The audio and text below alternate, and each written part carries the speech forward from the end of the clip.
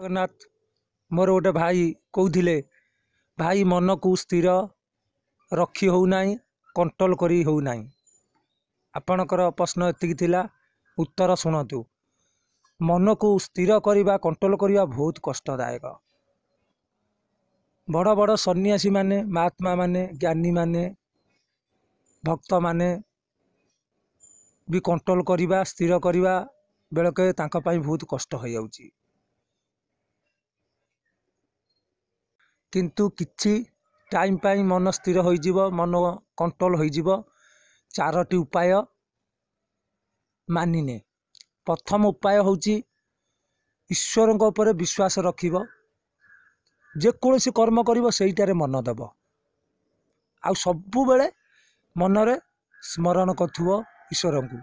जेकोसी ईश्वर को आपण श्रद्धा करंतु, भक्ति करंतु, विश्वास रखिकी सबु बेले स्मरण शक्ति करिवे, आपणकर मन स्थिर हो जीवो। द्वितीय ठी है मन को हाट बोली भाविबे। हाट बजार होइछि माने सब जिनस बिक्री हबो। आपण जोटा आवश्यक आपण आनिबे।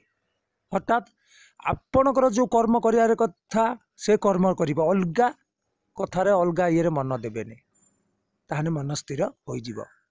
तृतीय कथा है आपण जदि बारंबार मन स्थिर होउची, चंचल होउची, स्थिर हो पाउने, आपण आकाश को किछि टाइम अनेइबे, भगवान को स्मरण करिवे, देखिए निश्चित स्थिर हो जीवो आपण को मन। चतुर्थटी है आपण जदि सब अस्थिर टाइप लगुच, मन बेकटल हो जाउची, आपण का आगरे गोटे आंगुली देखेबे, मन को स्थिर बोली भाविबे, आंगुली की स्थिर मन यही भली मनरे भावी कहिबे। जेतेबेले अस्थिर हो जाउथबा आई आंगुली टिके अनै देबे, आपण को मन निश्चित किछि टाइम पाई स्थिर हो जीवो। आउरी गोटे कथा देखंतु, जने जदि घोड़ा चलाउछि चालक, से चालक जुआड़े कहूँ घोड़ा जाऊँगी, से बाकी आपण जदि सब बेले भगवान को डाकिबे, भगवान तुमको ठीक बाटरे नेबे, आपण केबे अबाट को जीवे ना। सबु बेले ईश्वर को विश्वास करंतु, सब किछि ठीक हो जीवो। जय जगन्नाथ, जय जगन्नाथ।